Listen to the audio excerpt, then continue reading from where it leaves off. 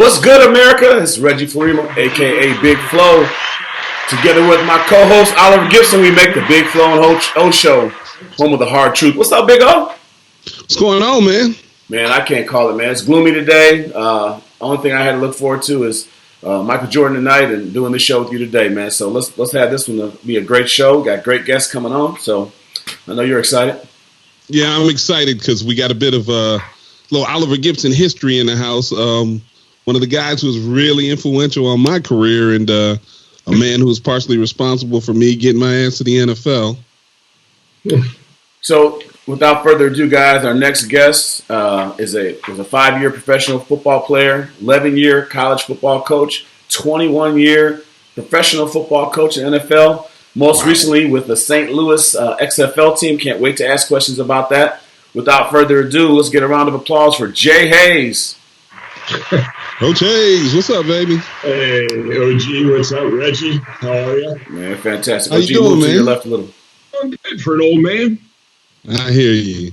Yeah. Hey, I was really excited when you got the St. Louis job. I got a buddy named Bernard Whittington who lives in St. Louis, actually played with us in Cincinnati. And I was just wondering, how disappointed were you when this pandemic struck? Because from what I hear, St. Louis was really, really enthusiastic about their XFL team. They really were, guys. I mean, it was a great experience.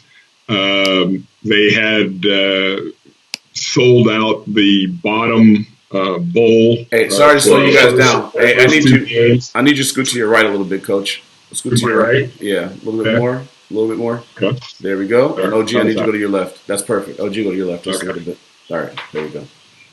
So, I mean, the crowds were enthusiastic. It was like a college atmosphere. We had guys that were from the area on our team as well as all over the country. But we had some Mizzou guys and things like that, and they just bought into what was going on. Like the first game, I think they wore St. Louis Blues. There was a group of them that wore St. Louis Blues jerseys. Then the next game, they wore Cardinals jerseys with the baseball helmets on, and it was a lot of fun. And I mean, they would line the guys. We would come in on buses, and they would walk through a park, and it was like the walk we used to do at Notre Dame, and people would line up and they'd be out there barbecuing and just getting after it. And, we had a really good team. I know, OG, my brother Jonathan. Yeah. He was our head coach. And so, we had a really good thing going. And it was unfortunate that the pandemic hit. I would have liked to have seen how it would have played out in the end if we would have gotten into the playoffs. We were in first place in our division. We had lost to the Houston team, which was undefeated by 4 points and had turned the ball over. They had gotten the ball twice against us inside the 5-yard line, and we ended up losing by 4. So, it was a great experience. It was, for me, I got to be the defensive coordinator and call the defenses. Tim Lewis was our secondary coach. Oh, you brought all the boys back, huh? Yeah, we had some guys now. I don't know if you remember Chris Crocker that played in the league, and he played for us at Cincinnati after you had left. Had him. We had Rick Mentor, who was the head coach. Mentor. Yeah. You guys know Rick. We got a little Rick under us. 3 defenses every snap. So he was our linebacker coach. Mm-hmm. So, we had a really good defensive staff. Chuck Long was our offensive coordinator, that played at Iowa with my brother and was played for the Lions, played for the Rams when they were in L.A. We did it. How Jonathan is. It was 3 yards in a cloud of dust, and we were hitting people in the mouth, and time of possession, we're killing people, and defensively, we were one of the better teams. We were, really probably the top team in the league statistically, in just about every category. So it was good. We were number one in scoring defense and that type of thing. So it was a great experience. I mean, I feel bad for the people of St. Louis because they are a true pro football town, and we were getting ready to play these games coming up. They had sold 55,000 seats for the upcoming games. After the first two games, they opened up the upper bowl, so they were really into it. I thought it was a great product you guys put on the field. I remember the first XFL, and it was real gimmicky, and everyone had their names, just distracted from football and some of the crazy rules to make it even more violent, and I thought that was a sideshow. I didn't get to watch that one league that was here for a little while. It was like only a couple weeks into the season. Yeah. I don't know what happened with that. I had heard about the Pac Pro League that was supposed to come out that they were supposed to do in California, and I was like, okay, whatever. But this one, I felt like you guys didn't try too hard. Most of the uniforms are pretty good. I think there was like a lime green one. I hope that wasn't you guys. That was kind of kind of crazy. But I always think when you got to do it for marketing. When you look at the field, I need to see a uniform that like kind of fits. But you guys ran good offense, good defense. I thought the rule changes that you guys put in there were great. I don't know. Do you think it's gone for good? I know that they haven't any. They said it's gone without. I really couldn't tell you guys. I mean, there's been so much speculation. The one thing that happened early on, and Oliver, you'll remember Doug Whaley that was with us in Pittsburgh. Doug was our head of player personnel for the whole league, and really in charge of just about everything from soup to nuts on it. And then Oliver Luck was our commissioner. And so when they came in with Vince McMahon, they told him, look, what you did, back 20 years ago doing this thing, that was an embarrassment. We're not going to do that. We're going to football. Oliver told him, he said, football meant too much to me to embarrass it. And so from the time I was there until the end, people would ask me, well, what do you think? How do you think it is? And, it looked like pro football. It smelled like pro football. It played like pro football. They treated us well. We had charters. We stayed in top line hotels, Marriott's, just really nice situations all the way around. Fed the guys well. We had the Rams facility in St. Louis, so we had an indoor, practice room, practice facilities. It was run very, very well. And my brother Jonathan did a great job, just relating to the players and. His experience as a professional football player, having played 12 years in the league and I think coached for 16 in the NFL, and his experience in college at Oklahoma.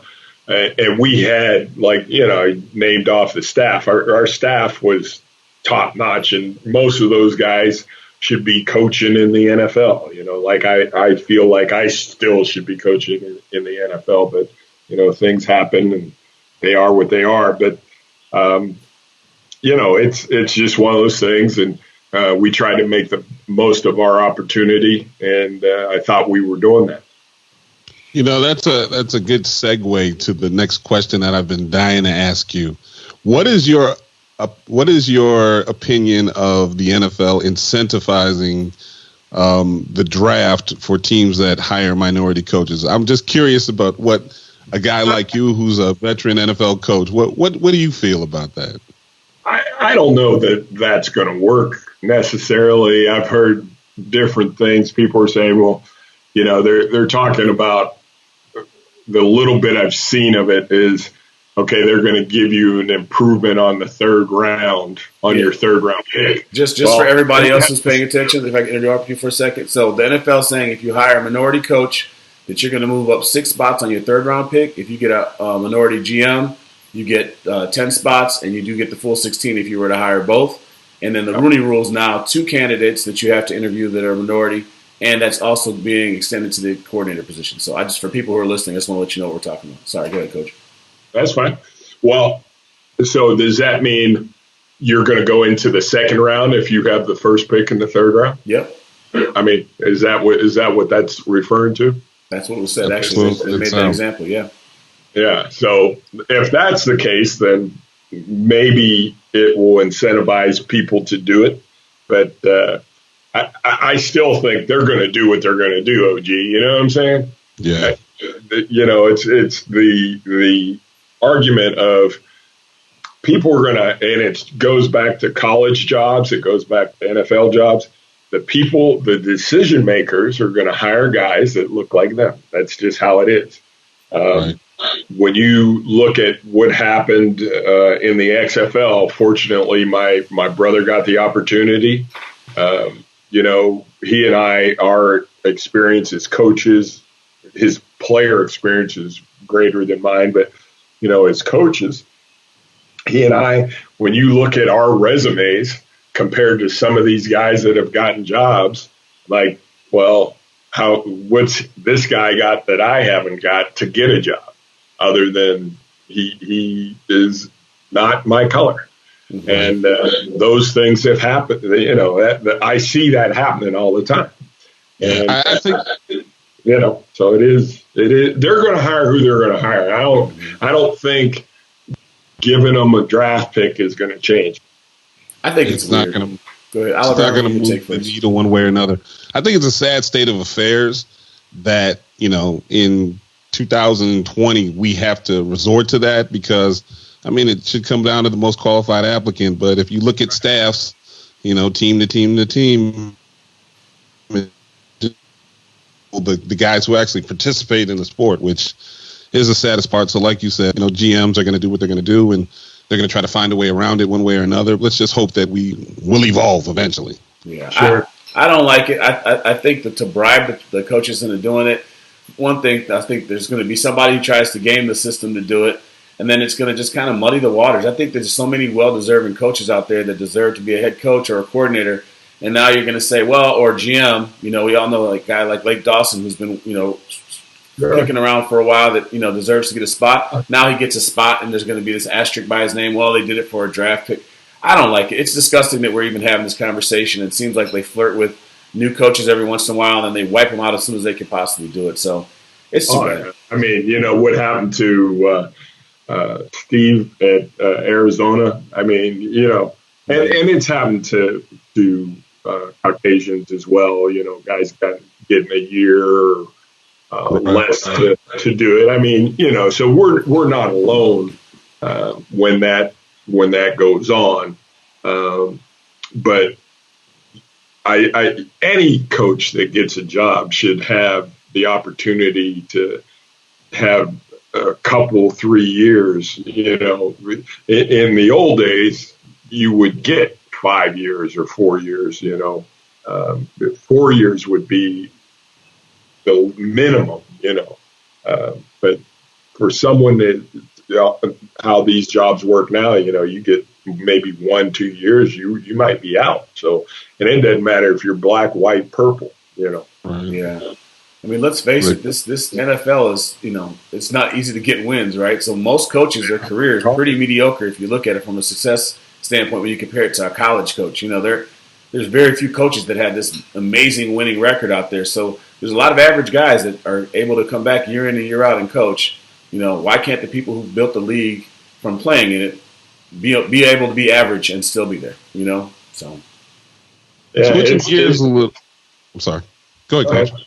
Go ahead. No, I just was agreeing with Reg. Yep. To switch gears a little bit, how do you think about? What are your thoughts about the NFL trying to phase players back into the facilities? With the people that are rehabbing coming in and the trainers coming in and the coaches. How do you feel about as far as from a safety standpoint? Do you think that's going to work?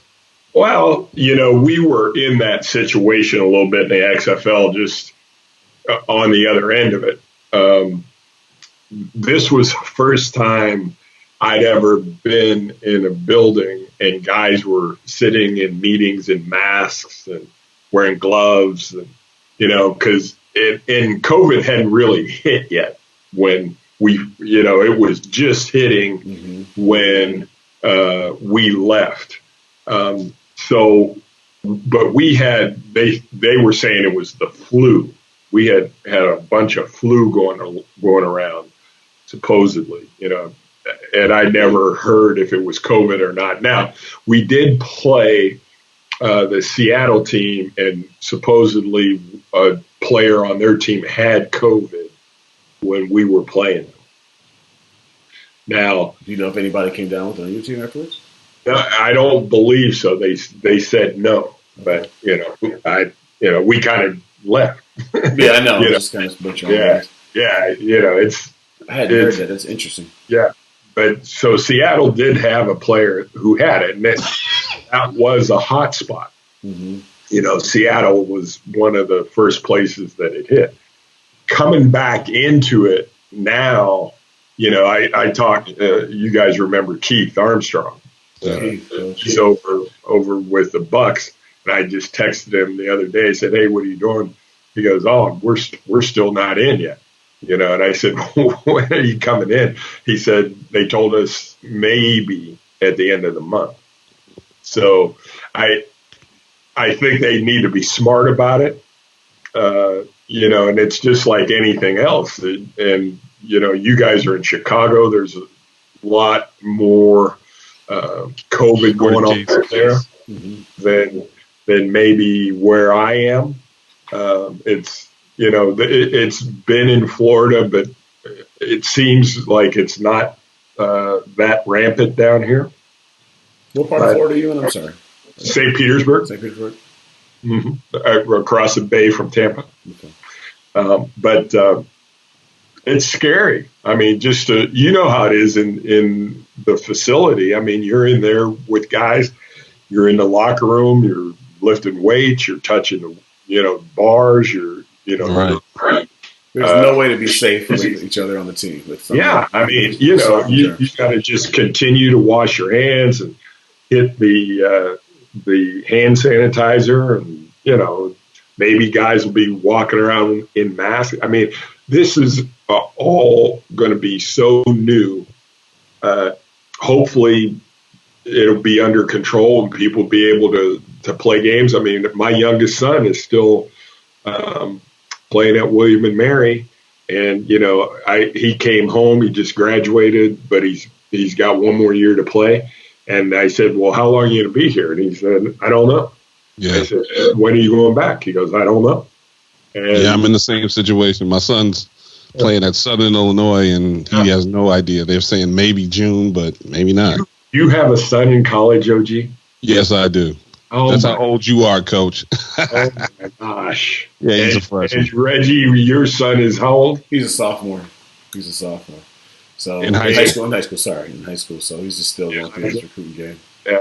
I got to take a second for a funny story for those people. So everyone's got their welcome to college moment when you realize it. So like right now, my son's being recruited. All of our son's being recruited. You go through, and I always tell my son, this is the best time of your life, but enjoy it because there's a finite moment. So my welcome to college moment, I get there for freshman camp at Notre Dame. Coach Hayes is the first one to address us. And he's like, he's got this deep voice you guys can hear. So to me, he sounded like James Earl Jones when I was coming out of high school. And he's like, "Listen, man, we're not recruiting you anymore. You're now at the University of Notre Dame, and you're ours now." And he laughed so long. I'm like, damn, why is this so funny to him? And I'm like, he laughed and laughed. I'm like, and then the recruiting was over. That's the realest thing I ever heard there. So that was my welcome to college moment. So one of my favorite Jay Hayes moments was, so every Thursday we'd have a light practice in the NFL when I was with the Bengals, and Coach Hayes was my D-line coach. And we had a bunch of zany players, Tony Williams and Justin Smith, and just a bunch of wild guys. So I think it was Thursday night, every Thursday after practice, Coach Hayes would say, "All right, man, now don't go throw your ball over the fence." So every Friday when we went out, we were like, "We going over the fence, baby." We had to have leather nuts to be on the kickoff team. I mean, we have all these little sayings you come by. So, let me transition. With that. You transitioned from, you left Notre Dame, I want to say my sophomore year or my junior year. I can't really remember. Yeah. And, yeah. So you transitioned to NFL and you didn't come back. What was your experience? Why did you like being in the NFL more than college, or did you? Or is it just kind of a matter of what the opportunity was at the time? Well, actually, I left Notre Dame. I went to Cal Berkeley. Oh, gotcha. And I went from Cal Berkeley to Wisconsin. And you sold the sauce for Cal Berkeley, Coach? Oh, man. The weather. Some decisions are made for you. Football makes a lot of decisions for people. Yeah.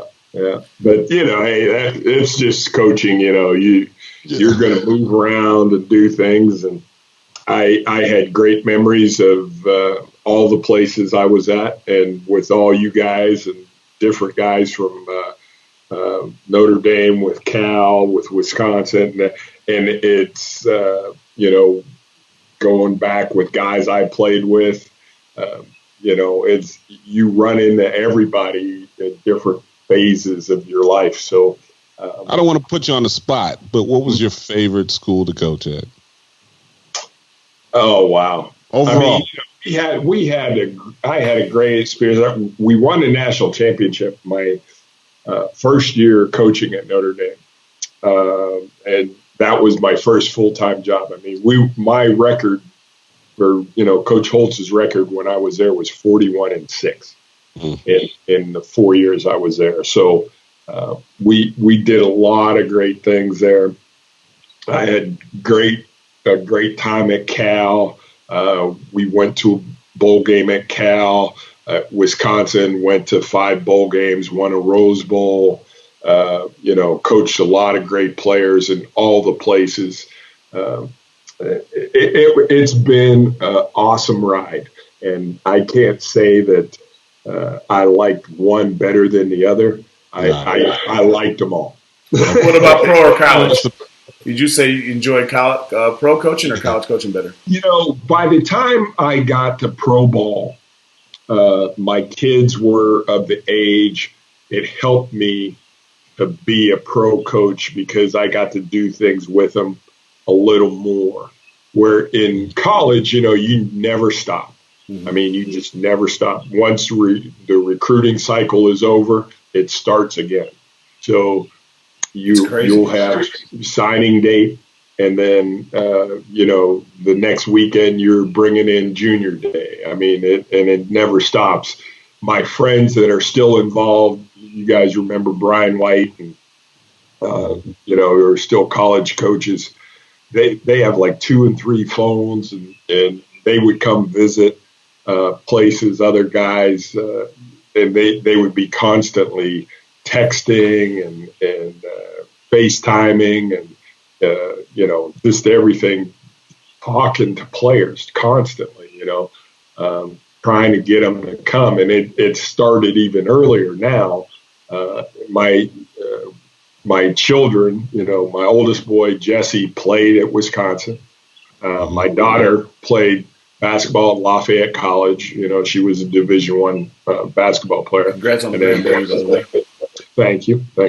And then my youngest son is finishing up at William and Mary. So we've had 3 athletes, and it's gone from where we used to have a landline, right? And you guys haven't even had to go through this recruiting, but coaches used to call the house, and people I knew would call, and you know how you get 1 call a week, and then they would say, hey, can you have, and this was back when Jesse was in school, could you have Jesse call us?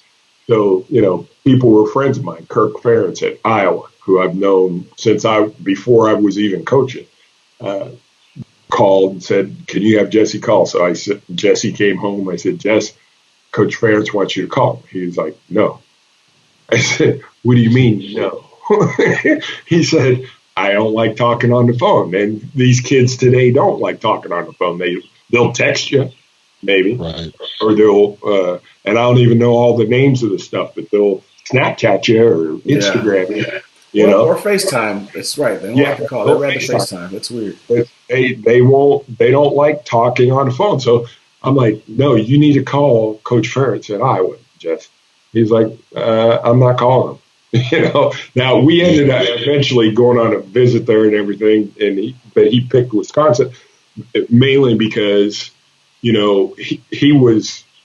lived there from the time he was like 2 until he was 8. And so he remembered when he went on his trip to Wisconsin, he remembered, well, this is where I used to play with my brother and sister. Mm-hmm. And, my youngest boy was born in Madison.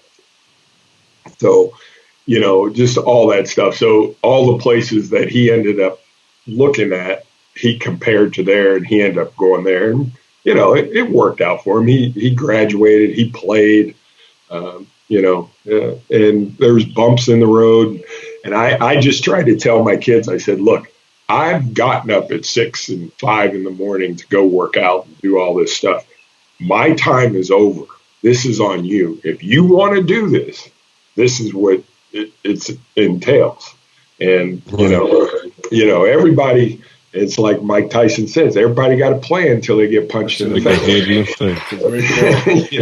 Looking at coaching life in general, I mean, people think it's so glamorous, whatever, and I'm glad you mentioned the college coaching stuff, because now that I'm seeing it from the side of every day, there's something. Everything is a transition. And even this COVID, they're trying to find new ways. My son did a virtual tour where someone drove around on a golf cart doing a tour, and I'm like, it's a Saturday. This dude wants to be home. It's tough. But, a lot of people dream about getting into it. Did you always know you wanted to be a coach? I know you played for 5 years in pro teams. Did you?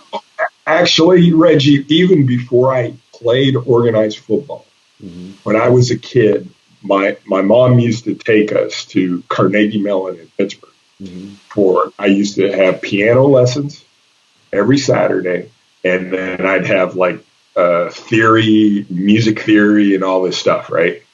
And so on the way back home, we would listen to Penn State on the radio, listen to Joe Paterno's Penn State teams. And I used to get like legal pads for my dad's work and draw plays. And, and I wanted to play football and be a football player and coach since I was 7, 8 years old. And my parents never would let me play until I got to junior high, because all my cousins played like, Little League football and all that stuff in our little town. So I would go watch them, and the coaches knew I was their cousin. They were like, and they knew my dad was big. You guys had seen my dad back in the day. He was a big man. And my mother's very tall and for a woman. And, so they were like, yeah, come on, we'll get you to practice. But my mom grew up in that area. So she was like, those guys didn't even play football when they were in high school. You're not playing for them, So I had to wait to play. And then once I got to play, it just kind of went kind of how I envisioned, really. And fortunately, I ended up at Idaho and playing there, and basically seeing the world. Kind of what we did instead of what people did in the 40s and 50s. They joined the Army. Well, we went in and played a sport and got to see the world. I mean, through football, I've seen a lot of stuff. I've gone to Europe and gone to Hawaii and, gone to damn near every state in the union, because of football. That's fantastic. What would you tell somebody right now coming out of college? These kids are they want to go in the NFL. Everybody wants to do that, and they think about getting some big job on Wall Street. What about that kid that's going to college and wants to be a college coach at the end of that? What would you give advice-wise to a person like that? I would say, it's a great job to do if you can get into it. You have to pay your dues. You have to have, God smile upon you and be blessed, because not everything is easy. You have to have good mentorship in your life to help you. For me, you guys all know Coach Alvarez. He was a great mentor for me and very instrumental in me getting started in my coaching endeavors. I mean, until Barry helped me, I mean, you guys know, I had a resume of being a player, and I played in 3 different leagues. You would have thought, okay, I would have been able to get a job coaching if I wanted. And I had people helping me, people who had coached me, trying to help me, and couldn't get in. And then all of a sudden, Barry, coached my brother at Iowa, and he was at Notre Dame. He had just moved to Notre Dame from Iowa, and they came to play Pitt. And I was working for Hershey Chocolate. I was selling chocolate for Hershey, and went to a game. He had called my parents. He's really close with my parents now. You talk about recruiting back then. How Barry became such good friends with my parents, and recruited Jonathan to Iowa, and then our really good family friend, we call each other cousins where we weren't, but his dad went to college with my mom and dad, and Jonathan and he played against each other in high school. His name is George Little, and George ended up going to Iowa, playing with Jonathan all 4 years. They both got drafted the same year. Jonathan went to the Chiefs. George went to the Dolphins. And, they're Western PA guys. Barry's a Western PA guy. And we just hit it off. And Barry was at Notre Dame. He said, hey, I can get you on here. And he called me up and said, you need to be here tomorrow morning at 9 o'clock. It was like 6 o'clock in Pittsburgh on Thursday.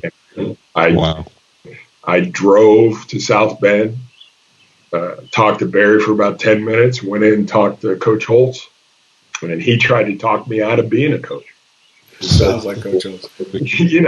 Well, why do you want to do this? He's giving me that. And I was like, I've always wanted to coach. And I basically told him, the story I just told you guys.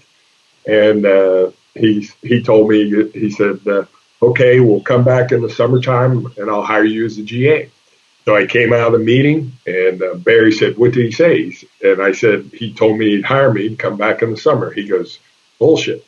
He goes, come. He goes, go over, see the guy in the graduate school and get into graduate school and be back here on Monday. So I went and saw the guy at the dean of the grad school, and he, if you can believe this is, Notre Dame deal, but he said, do you have your degree? And I said, yes, sir. He said, okay, I'll let you in. That's the easiest thing I've heard of. In a grad school.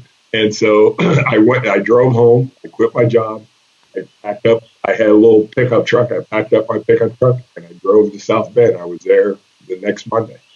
And that was Friday. And that's how I started coaching. That's an awesome story. So I guess the gist of it is, it's That's all about awesome. the relationships. Well, Coach Hayes, we definitely appreciate you. I was just saying, just to sum that up, it's all about the relationships and making sure that you have strong relationships to get together to get back in that coaching game. So it's a great takeaway. Go ahead, O. No, Coach, I just want to say we appreciate your time and say hello to Jonathan for me. Yeah, I will. It's great to see you guys. Are you still coaching high school football, OG? No, I was. Once my son was done, I was done. So now I'm just trying to watch him through his freshman year, and I'm trying to get somewhere warm like you. Yeah. Now, what position does he play? He's a tight end. Tight end. So he's a receiver like your center edge. Yeah, my son's a little shorter. So he's more of an outside guy. So yeah. Two things you wouldn't expect from two fat kids like me and OG to get some skill guys, but the dream came true. Their knuckle is not in the dirt. That's the dream. Yeah. Well, that's great, man. I'm so happy for you guys, and I look forward to watching your sons out there on the gridirons and the rest of your family. And tell everyone I said hello. And it's really good talking to you guys. Okay. Well, definitely will, Coach, and hopefully one day my son will be playing for you somewhere along the line. Well, I don't know how much longer I got in the game, OG, but you never know. Well, I appreciate it. Ladies and gentlemen, Jay Hayes. Appreciate your time, Thank you so much, Coach. Yeah. All right, guys.